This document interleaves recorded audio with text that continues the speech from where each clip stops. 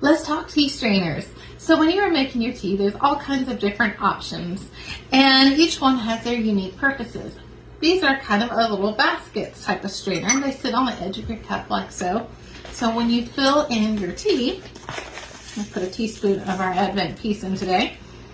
You fill in your tea, the water goes over top, and you'll see the ingredients floating around a little bit. Now the problem with this one is you have to let it sit in such a way and fill up the water high enough for it to actually be able to get the loose leaf to diffuse.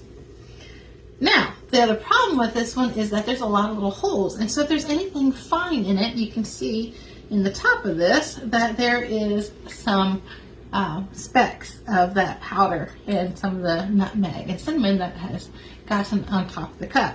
Now, the proper way to actually use these little baskets is to do it for a bigger pot. So if you're wanting to prepare a pot for several people, then you would have your teacup. You'd have, well, this emptied, of course. Your basket would be empty. And then in your teapot, you've got your hot water in there. You mix your tea into the pot itself. Let it steep the proper amount of time. And then you would pour it out. It would catch all of your loose tea that is coming from inside the pot, and therefore you're not having so much granules. Now, some granules are still going to get through, but that's the concept of these strainers. The same is similar to any of these other basket ones because they also have these little holes. Now this will sit further into the cup, and I won't put any tea in it for this purpose, but we'll let you at least get an idea. So it will sit, and they float, and they also diffuse the tea. Now again, you're going to have the powder also. If you have anything that's powdery or really fine that gets through. Now all of mine are loose leaf, so it's not anything artificial, but sometimes the nutmeg or cinnamon or some of these are super fine, and so they will get out into the teacup.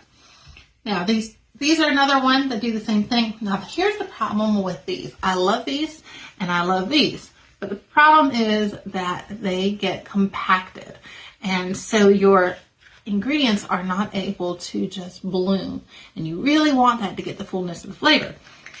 So this kind, let me show you what this one will do. Get this one out. We'll use that. These will just sit on the edge of your cup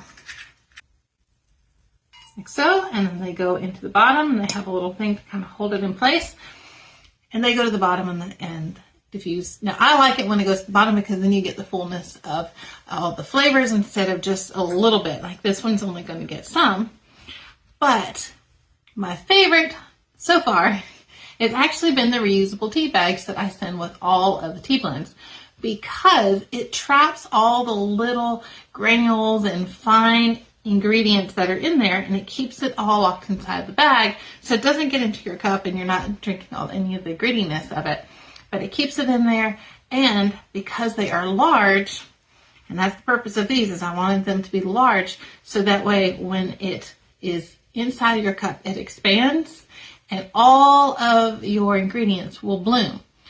Now, I would love to work with a metal worker that can help me design. I have the design already, and I know exactly how I want to do these, but I would love to work with somebody who is in America that can help me create a tea strainer that actually is perfect for these cups, that allow for the diffusing of it the way that it would bring out the best flavor. So if you know somebody who is into metalworks and knows how to work with food grade metal, please let me know, connect me, and if we can create something together, then I will give you the first prototype that we have created to test out and see how you like it. Hopefully this helps you figure out how to do your tea blends as you are steeping them at home and enjoying your Chardonnay teas.